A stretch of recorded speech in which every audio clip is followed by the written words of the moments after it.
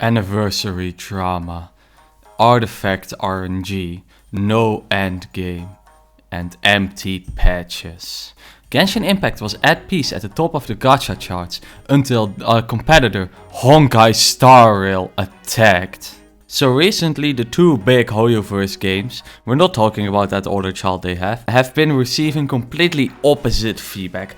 Honkai Star Rail is showing the L+ ratio to Genshin Impact, and it feels extremely weird seeing two completely different approaches towards the player base of a game from two games from the exact same studio. So what's going on here, and why is Honkai Star Rail absolutely flexing on Genshin Impact? So what's Honkai Star Rail recently been up to? Well, they have massively extended the end game of Honkai Star Rail, made it way more difficult to beat the game by adding additional mirror levels, or for the Genshin Impact the Abyss, and also using the simulated universe as a very good way to make more difficult forms of endgame combat, because they have added different spices to it.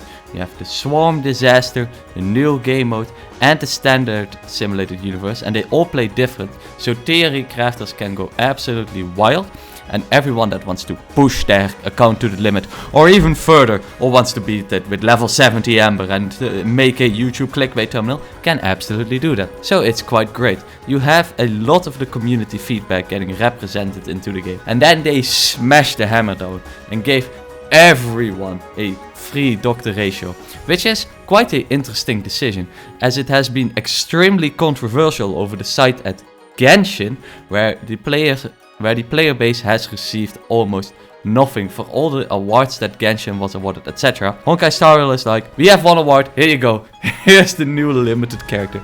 It's a absolute flex and a showing of dominance. So what's Genshin been up to? Well, Genshin has been in a lot of drama for giving 3 summons for their Chinese New Year anniversary, and also just giving extremely lackluster rewards the last couple of years, as we all know what happened to Google Classroom. Next to that, any player feedback or talks about endgame or any different content than expanding the story and more puzzles and kind of minigame events gets put nicely in the suggestion box, which every Saturday at the Hoyoverse offices they light on fire. And all this negativity has led the community to an absolute boiling point. There has been a giant wave of drama and people complaining and talking about why is the game like this, and why is Honkai Star Rail getting all the stuff that the Genshin Impact player base has been asking for. And it has caused a lot of drama within the community, fights, people who are still enjoying the game a absolute ton, trying to argue why Genshin Impact is literally not the worst product, and people who are saying Genshin Impact is done for and is going to get out-conquered by another gacha game that will be released somewhere this year. Now I think this comes down to one thing. In the world of making games, it is the main reason why a game can go wrong, like Genshin Impact, or extremely right, like Honkai Star Rail. And that is upper management. Now, upper management is looking at one thing for these Hoyoverse games, and it is player retention and, most importantly, revenue. As long as Genshin Impact is making a very good amount of cash, all of this feedback and all of these complaints do not really matter. If they can steadily make the amount of money that they are currently making from their gacha, it will be completely fine for upper management. Now, of course, you could say they are leaving a lot of growth potential to the side, but I feel like with how much money Genshin Impact is raking in, their main goal is to just keep making as much money as they currently are.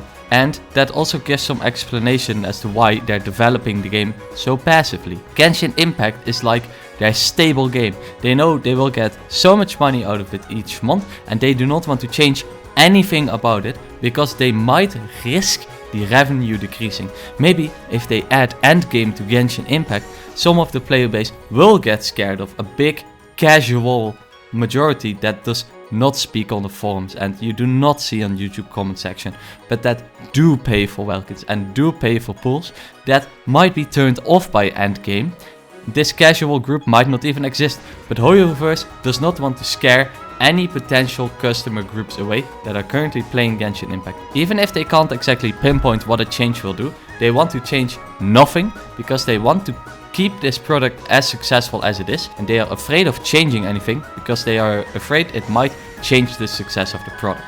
Honkai Star Rail, on the other hand, was a completely new game, and Hoyoverse kind of had nothing to lose. They could smash it out of the window, throw a lot of things in the air, and always hand back to Genshin for a constant amount of money.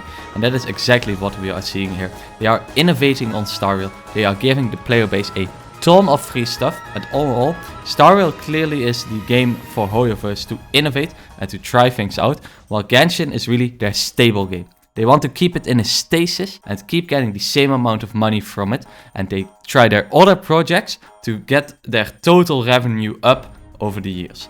So, the only way Genshin Impact is going to change is if it's going to make less and less money until they are forced to change anything. I personally don't think this will happen anytime soon, and I think Honkai Star Rail and their upper management, who is unchained and not afraid of making any changes, as they are not the stable form of money that Hoyoverse is making, is going to keep innovating and might surpass Genshin Impact in revenue stream.